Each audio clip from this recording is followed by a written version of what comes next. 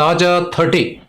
మన దేశంలో ప్రతి సంవత్సరం కాలేజీల నుంచి 1,30,00,000 మంది డిగ్రీ చేతపట్టుకుని జాబ్ మార్కెట్లోకి వస్తున్నారు. వీరిలో 300 మందికి అంటే సుమారు 40 లక్షల మందికి మాత్రమే ఉద్యోగాలు లభిస్తున్నాయి.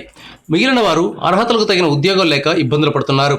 ఈ పరిస్థితుల్లో కేంద్ర ప్రభుత్వం భారీ స్థాయిలో ఉద్యోగాలను భర్తీ చేసేందుకు సిద్ధమవుతోంది. పెద్ద నోట్ల రద్దు తర్వాత ఇన్కమ్ ట్యాక్స్ డిపార్ట్మెంట్కు పని బాగా పెరిగింది. ఈ డిపార్ట్మెంట్లో కొత్త ఉద్యోగులను పెద్ద సంఖ్యలో తీసుకుంటామని కేంద్రం గత బడ్జెట్లోనే వెల్లడించింది. ఆదాయ పన్ను శాఖతో పాటు ఇతర శాఖలను కూడా కలుపుకొని ఈ ఏడాది 2,80,000 ఉద్యోగాలను భర్తీ చేయనున్నట్లు కేంద్రం తాజాగా వెల్లడించింది.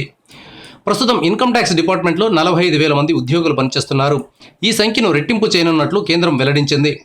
పోలీసు, ఆదాయ పన్ను, కస్టమ్స్, ఎక్సైజ్ డిపార్ట్మెంట్లలో 1,80,000 ఉద్యోగాలను భర్తీ చేయనుంది. ఇంకా కేంద్ర హోంశాఖ, మైనింగ్, విదేశీ వ్యవహారాలు, అంతరిక్షం, పోస్టల్, స్కిల్ డెవలప్మెంట్ శాఖల్లోనూ భారీగా నియామకాలు జరపనున్నారు. 2016 మార్చి నాటికి రైల్వేలోని వివిధ విభాగాల్లో 13,31,000 మంది ఉద్యోగులు పనిచేస్తున్నారు. కేంద్ర ప్రభుత్వంలోని 55 విభాగాలు, మంత్రిత్వ శాఖలను కలుపుకుని 32,84,000 మంది ఉద్యోగులు పనిచేస్తున్నారు. కేంద్రం ఈ ఆర్థిక సంవత్సరంలో చేయనున్న రిక్రూట్మెంట్ను కలుపుకుంటే 2018 మార్చి నాటికి కేంద్ర ప్రభుత్వ ఉద్యోగుల సంఖ్య 35,67,000కు చేరుతుంది.